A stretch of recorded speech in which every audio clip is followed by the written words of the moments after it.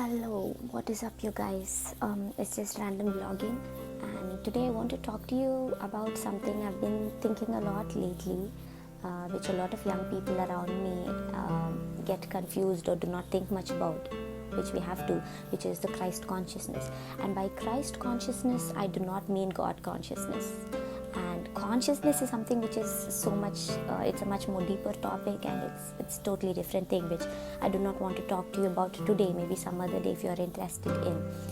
But firstly, I want you to understand that I do not want a religion or the people around you or the so-called Christians or whoever it is to hinder you from reaching whatever you have to achieve, which is the Christ consciousness.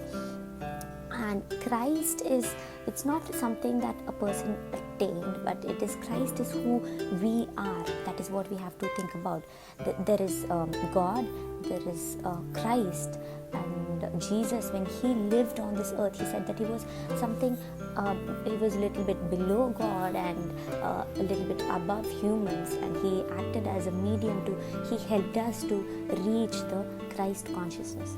There is Christ, and there are the so-called spiritual leaders, teachers, and the spiritual people who are the seekers of the truth, and everybody.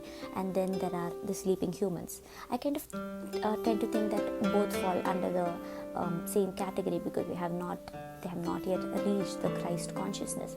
There are spiritual leaders who kind of tend to say that, oh, I have reached the Christ consciousness, or I am awakened, I am enlightened, I am beyond, and immediately try to lower their voice or talk really slow, and but then they say, oh, but they are addicted to so many things, which is kind of silly, because firstly, if they are really awakened or are really Christ conscious, they wouldn't want to show up on TVs and everywhere and have a lot of crowd around them, and that is a totally different thing again.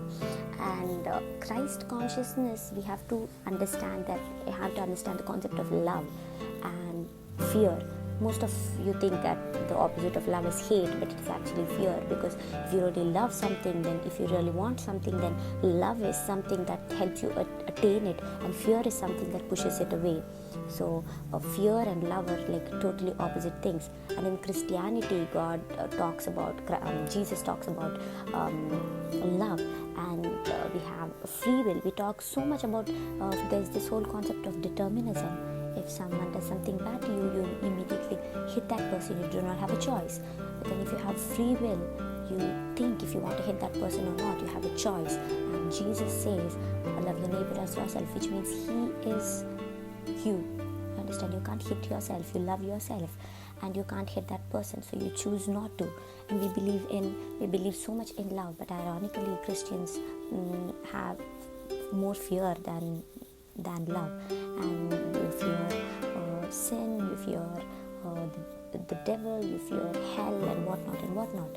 But then love is something that has to be overflowing than fear or whatever it is to have this Christ consciousness in you.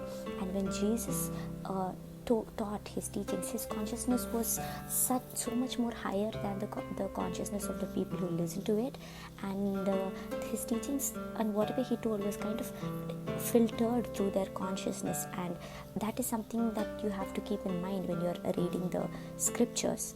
I'm not trying to tell you that I do not believe in the Bible, but then that is something that we have to keep in mind when you read the Gospels, and that is one reason why all the 4 Gospels are a little bit different. That is something that you have to keep in mind, because the teachings of Jesus and the consciousness that he had and that he wanted us to attain is so much deeper than what we even can comprehend, what we at least understand.